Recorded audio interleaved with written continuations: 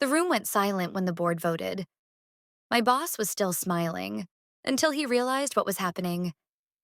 He'd spent years mocking me in Spanish during meetings, confident I didn't understand a word. He was wrong. What he didn't know was that while he was talking, I was listening. And while he was underestimating me, I was building the power to replace him. This isn't a story about revenge. It's a story about patience. And what happens when silence is mistaken for weakness. My name is Sophia Chen, and 3 years ago, I was the director of strategic development at Meridian Capital, a private equity firm managing $2 billion in assets. I had an MBA from Wharton, years in venture capital, and a track record that spoke for itself. I wasn't guessing. I knew what I was doing. My boss, Richard Castellano, was a different story.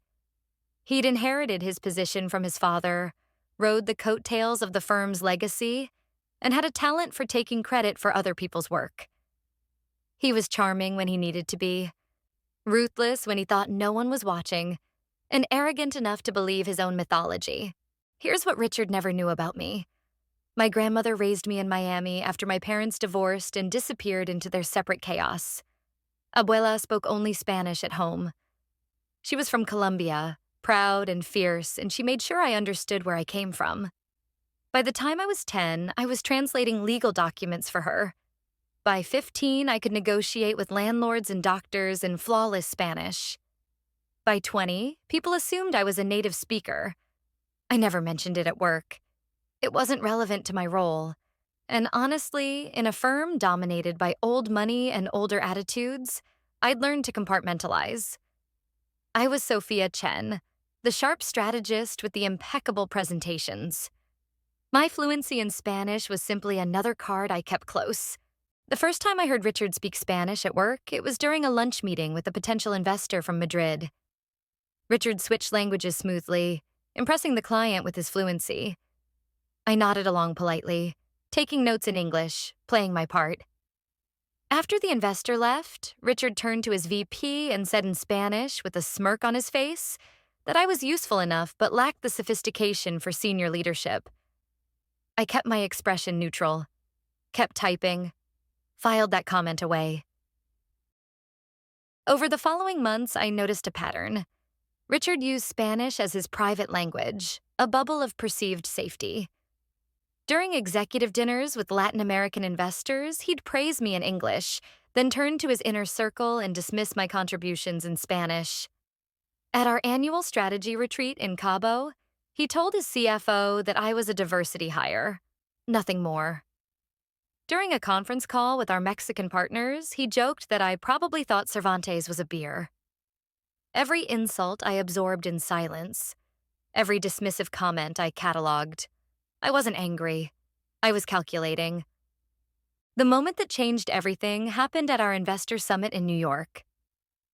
We were presenting a major acquisition deal I'd structured, a complex merger that would expand our portfolio into sustainable energy.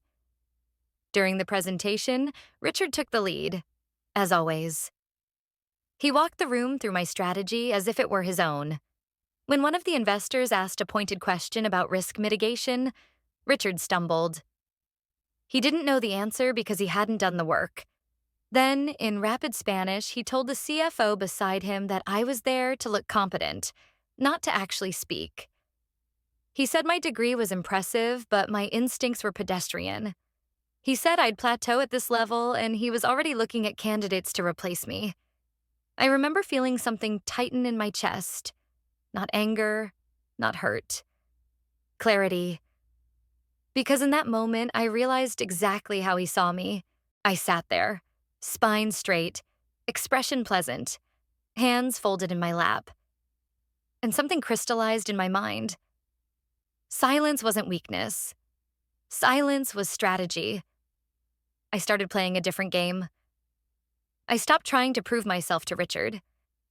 Instead, I built relationships with the people who actually mattered. The board members, the senior investors, the clients who generated real revenue. I spent weekends reviewing every deal Richard had structured, finding the weaknesses, the corners he'd cut, the promises he'd failed to deliver. Not for legal action, but for leverage. I cultivated an alliance with Margaret Huang, a board member who'd always been skeptical of Richard's leadership. I shared insights, offered strategic advice, demonstrated repeatedly that I understood the business better than the man running it. I played the long game. 18 months of careful, patient positioning. I never confronted Richard. I never showed my hand.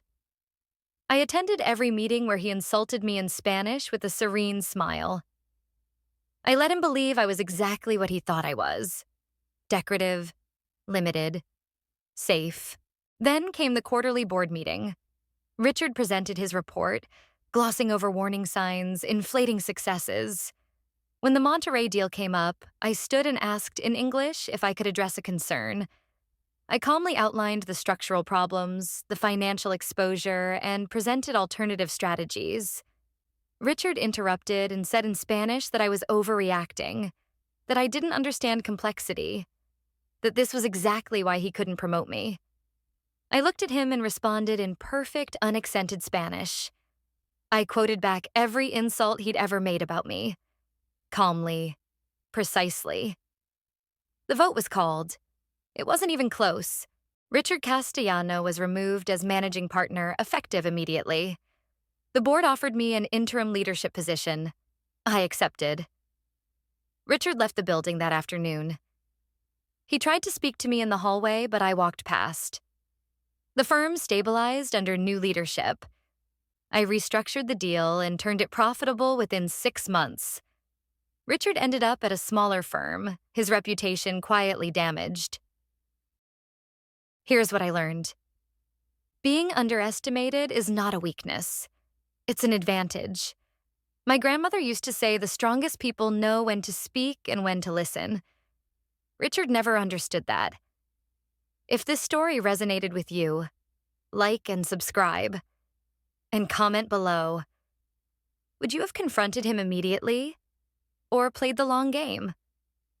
Because the people who underestimate you aren't obstacles. They're leverage.